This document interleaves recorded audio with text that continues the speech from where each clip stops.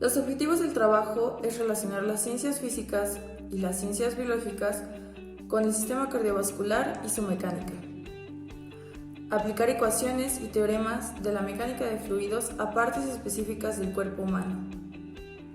De esta manera se tendrá una alta comprensión del organismo, pero por un acercamiento matemático y físico. Dentro de nuestros objetivos físicos debemos investigar el sistema circulatorio y los procesos físicos que intervienen en este. Utilizaremos el principio de Bernoulli, el principio de continuidad y el efecto Venturi para obtener cantidades específicas. Haremos uso de distintas variables, como en este caso la presión sistólica y diastólica. Haremos un análisis que relacione las enfermedades cardiovasculares más comunes con los coeficientes que calcularemos. En México, las enfermedades cardiovasculares son una de las causas principales por las que la calidad de vida de las personas disminuye. Esto ocurre debido a que el ritmo actual no permite que las personas hagan conciencia acerca de los hábitos que llevan a cabo en su día a día y que pueden afectar a su salud. En los últimos años, la ciencia ha evolucionado de tal manera que actualmente se le pueden dar enfoques diversos a un mismo tema en específico. Tal es el caso del enfoque físico a la medicina. Este enfoque físico es de amplia importancia, puesto que gracias a él se puede llegar a desarrollar nuevos métodos de prevención contra enfermedades, así como nuevas maneras de diagnosticarlas e incluso tratamientos más eficientes que los que se tenían antes. Esto contribuye a que la medicina pueda estar al alcance de una cantidad mayor de personas.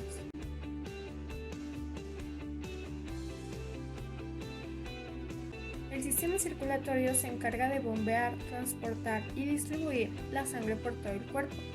Está conformado por el corazón y los vasos sanguíneos que incluyen a las venas, los capilares y las arterias.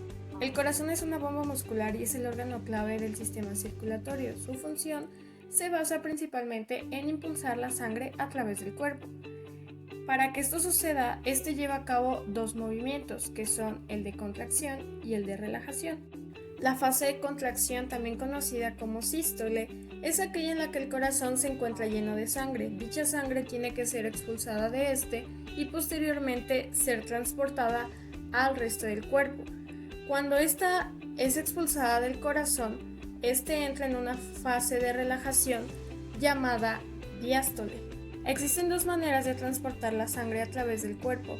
Una de ellas se denomina circuito mayor o sistémico.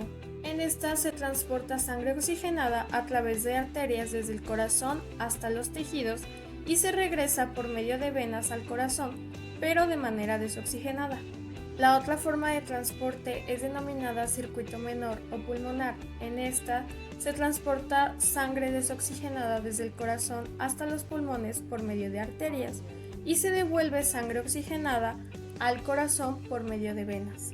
La sangre es considerada por el teorema de Bernoulli como un líquido ideal, la cual fluye a través del roce con las paredes de las venas, arterias y capilares. Y su función es el transporte de oxígeno de los pulmones y nutrientes del aparato digestivo al resto de las células que conforman un organismo.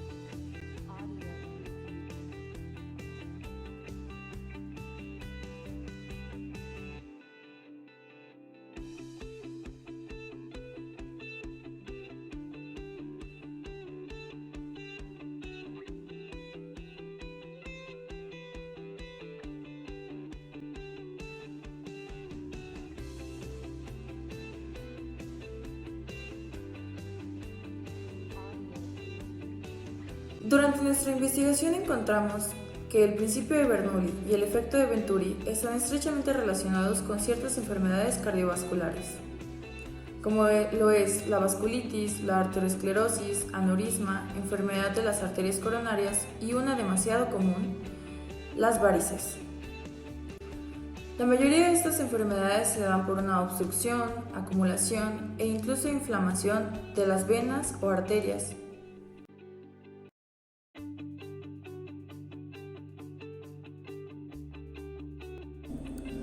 Como nuestras hipótesis tenemos que los hábitos alimenticios, el ejercicio e incluso los antecedentes familiares pueden afectar la eficiencia del sistema cardiovascular. También las condiciones ambientales, como un cambio de altura. También el flujo, la presión, la viscosidad son variables que afectan la velocidad del flujo sanguíneo. El área transversal de las venas y las arterias juega un papel también muy importante en el transporte de la sangre. Para el marco teórico de esta investigación se van a tomar en cuenta 4 principios en física: el principio de Bernoulli, el principio de continuidad, la ley de Poisson y el efecto Venturi.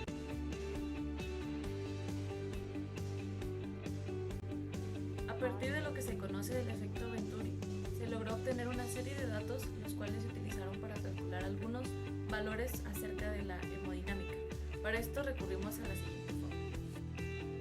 Para calcular los valores recurrimos a la fórmula que nos daba el efecto Venturi, en el cual calculábamos cómo el flujo de sangre tiene una cierta presión y una cierta velocidad en una sección diferente por la cual atraviesa el flujo. Para esto tuvimos que despejar esta fórmula para obtener la velocidad, la cual nos quedó de la siguiente manera, y finalmente el área, el cual lo sacamos del diámetro que obtuvimos acerca de la circunferencia de las venas, las arterias, y finalmente usamos esta fórmula. Para comenzar a desarrollar los valores en las fórmulas que se presentaron con anterioridad, fue necesario recapitular algunos datos que se nos pedían como iniciales en las fórmulas, los cuales se obtuvieron de un documento de la Universidad de California en San Francisco del 2014, de los cuales obtuvimos la velocidad del flujo sanguíneo, la presión media de la sangre, su presión absoluta y la densidad de la sangre. Una vez que se obtuvieron los valores que se desarrollaron en la fórmula, pudimos obtener varias gráficas las cuales nos muestran cómo es que la diferencia que existe entre el diámetro de una vena o de una arteria puede influir en su velocidad y en su presión.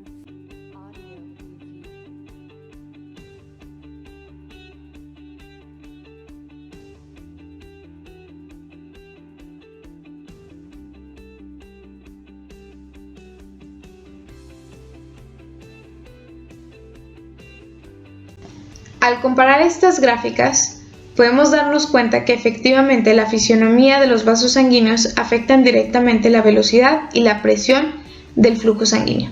Si tenemos un diámetro pequeñito, la velocidad aumentará y la presión disminuirá, y de forma viceversa. Esto es precisamente lo que nos dice el efecto Venturi.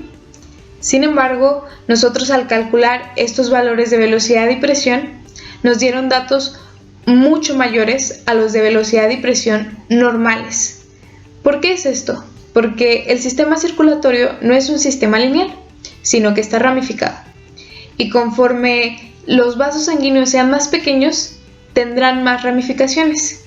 De esta manera, el flujo se distribuye, la velocidad y la presión se estabilizan y volvemos a las condiciones normales del sistema circulatorio.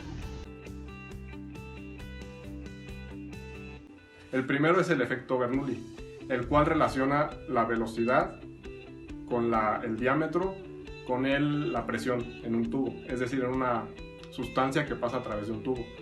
La primera es la velocidad con el diámetro de un tubo. Estos están relacionados de forma inversamente proporcional. Es decir, que entre más grande sea el tamaño del tubo, el diámetro, más lento va a tender a ir la sustancia.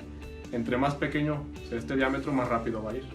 De la misma manera se relaciona la velocidad con la presión, es decir, la velocidad de forma inversamente proporcional.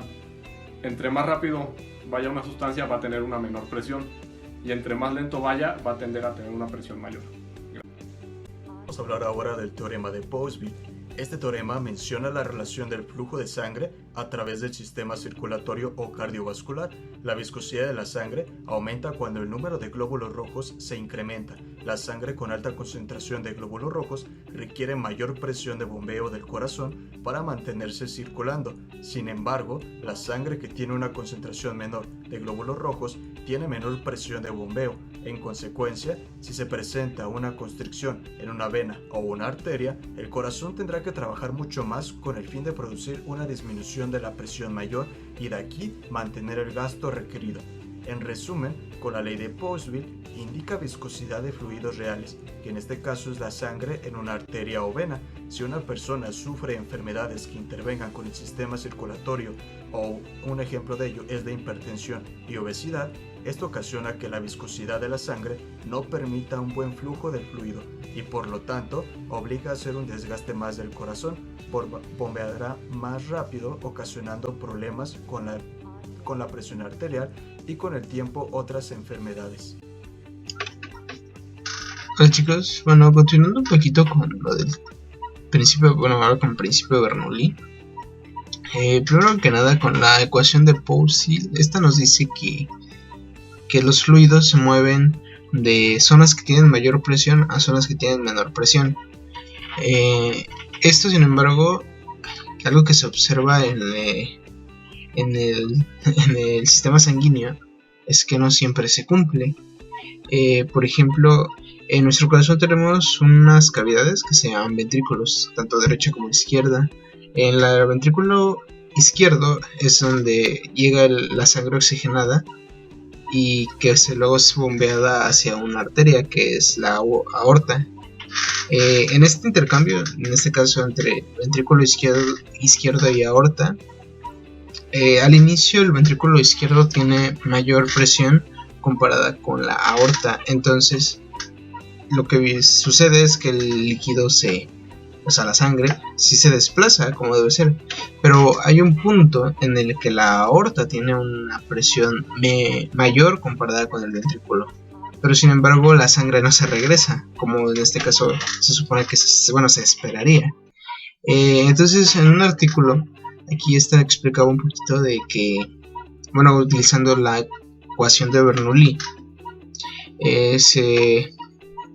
se demostró prácticamente que efectivamente sí sucede, o sea que sí, en este caso el fluido sí se debería mover de la zona que tiene mayor presión a la zona que tiene menor presión, pero como ahorita lo dije, no sucede en la sangre en un punto específico en el que la aorta tiene la mayor presión.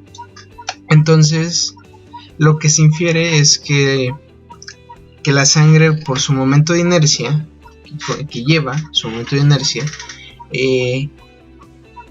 es mayor que la fuerza que luego jala hacia el ventrículo izquierdo cuando la presión en la aorta es mayor. Entonces es por eso que la sangre no se regresa por su momento de inercia o su momentum.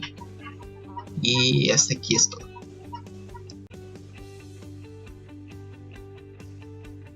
Lo que hizo con el teorema de Poiseuille es analizar la viscosidad con el siguiente ejemplo de la fuerza de rozamiento que se aplica a una placa denominado como A, que se toma una dirección perpendicular al desplazamiento de la naturaleza del fluido. Una vez explicado esto, se comprueba que la fuerza es proporcional al gradiente de velocidades y a la constante de proporcionalidad, que es la viscosidad, depende de la presión y de la temperatura. Ahora, supongamos que tenemos un fluido a una velocidad constante a lo largo de una arteria, en la cual no sufre cambios de sección. La primera ecuación nos indica que la velocidad constante, por lo tanto la resultante es igual a 0, y al menos indica que la velocidad va disminuyendo cuando aumenta R, que es el radio, en este caso de la arteria. Después vamos a tener diferencias de presiones en los extremos de la arteria, que serían este lado y el otro lado, y la velocidad tiene un perfil que es proporcional al cuadrado de la distancia de la arteria.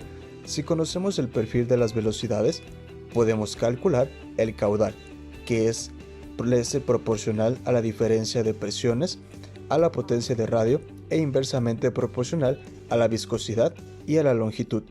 Si es necesario aplicar una diferencia de presión, es decir, una fuerza, se realizará un trabajo para que fluya el flujo y la potencia será igual al trabajo realizado del producto de la fuerza por el promedio de la velocidad, y es la potencia necesaria para generar un flujo en el fluido.